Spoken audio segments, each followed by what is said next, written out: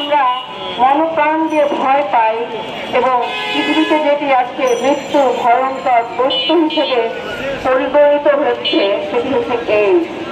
আপনারা এই বাস্তবতা যদি দেখতে পান, এই যৌন পতিতাদের যদি স্বীকৃতি দেওয়া হয়, সেদিন খুব বেশি দূরে নয় যেদিন আমরাও দেখব ঘরে ঘরে এই সিফিলিস, গনোরিয়া সহ আরো অনেক যৌন ব্যাধি, আরো অনেক মরণ ব্যাধি আপনাদেরকে গিলে গিলে খাবে।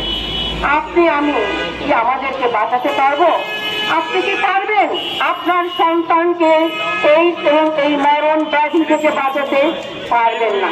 আমি প্রশ্ন রাখছি সেই সমস্ত যারা নারীদের উপরে যারা এই কমিশন তৈরি করেছেন, উচিত ছিল যারা যৌন বৃত্তি নিজ ইচ্ছায় বেছে নেননি অথবা বেছে নিয়েছেন বুঝে না বুঝে, তাদেরকে পুনর্বাসন করা, তাদেরকে স্বাস্থ্য সেবা দেওয়া, তাদেরকে তাদেরকে ভরণ পোষণের ব্যবস্থা করে একটি সুন্দর জীবন উপহার দেয়া। আর তার বদলে আমরা কি করছি? পিছু ফেটে যাচ্ছি। পশ্চিমা সভ্যতা যাকে আজ নিকৃষ্ট বলে ডাস্টবিনে ছুঁড়ে ফেলে দিয়েছে, আমরা সেই যৌন বৃত্তিকে রাষ্ট্রীয়ভাবে স্বীকৃতি দিতে যাচ্ছি। সুবহানাল্লাহ। যে দেশের শতকরা ৯৫ জন হচ্ছেন মুসলিম নর এবং নারী, আমাদের সন্তানরা ছোটবেলা থেকেই আল্লাহ প্রদত্ত শিক্ষায় বেড়ে ওঠে। তারা যখন যৌন পল্লীতে যাবে, আমি আপনি কিভাবে তাদেরকে ঠেকাবো? তখন স্বাস্থ্য সেবা ভেঙে পড়বে, পুরো সমাজটা ভেঙে পড়বে, পরিবার ভেঙে পড়বে, হাসপাতালগুলোতে উপচে পড়বে এই শ্রমিকদের ভিড়। তখন বলেন কিভাবে আপনারা এই পরিবেশের সামাল দেবেন? আমরা দেখেছি আফ্রিকার কিছু কিছু দেশে পুরো গ্রাম, পুরো থানা, পুরো জেলা উজাড় হয়ে গেছে, একজন রোগীও বেঁচে নাই। যারা এইডসে আক্রান্ত, যারা সিফিলিসে আক্রান্ত, তাদের মস্তিষ্ক কাজ করে না।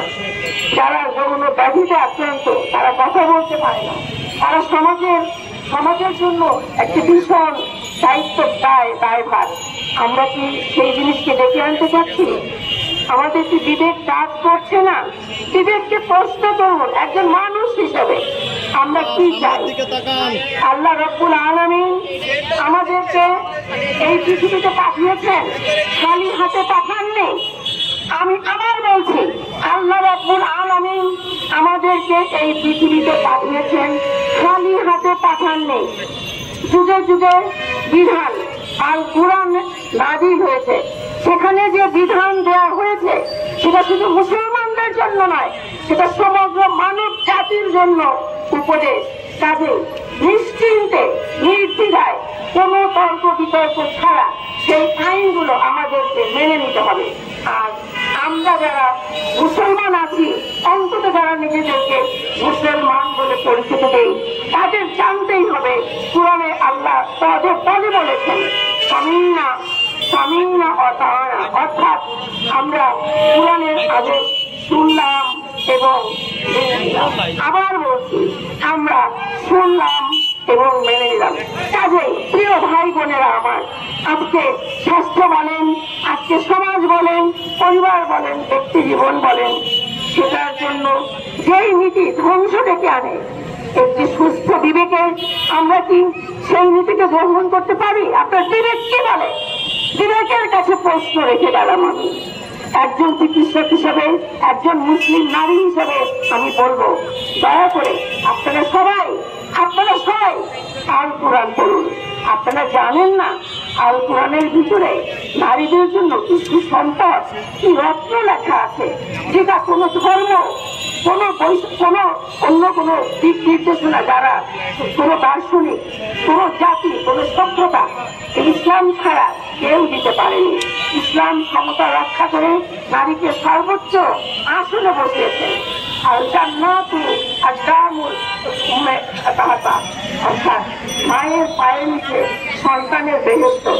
আমি আপনাদেরকে চ্যালেঞ্জ দিয়ে বলছি, আপনি অন্য কোনো একটি ধর্মে দেখান যেখানে নারীকে বলা হয়েছে নারীকে মানুষ, নারীদের কোনো আত্মা নাই, আর সেখানে আমাদের নবী সাল্লাল্লাহু আলাইহি ওয়াসাল্লাম বলে গেছেন, মায়ের পায়ের নিচে সন্তানের বেহেশত।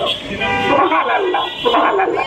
তাদের প্রিয় ভাই বোনেরা আমার, আপনারা যে যেখান থেকে আছেন, যে যে পয়েন্টে আছেন, সেই কাজ থেকে তেতুলিয়া সবাই আওয়াজ করুন, আমরা এই সংস্কার মানি না, আমরা এই সংস্কার চাই না। যে সংস্কার আমাদের পরিবারকে ধ্বংস করে দেবে, আমাকে ধ্বংস করে দেবে, আমার দেশকে ধ্বংস করবে, আমরা মানি না, মানি না, মানি না।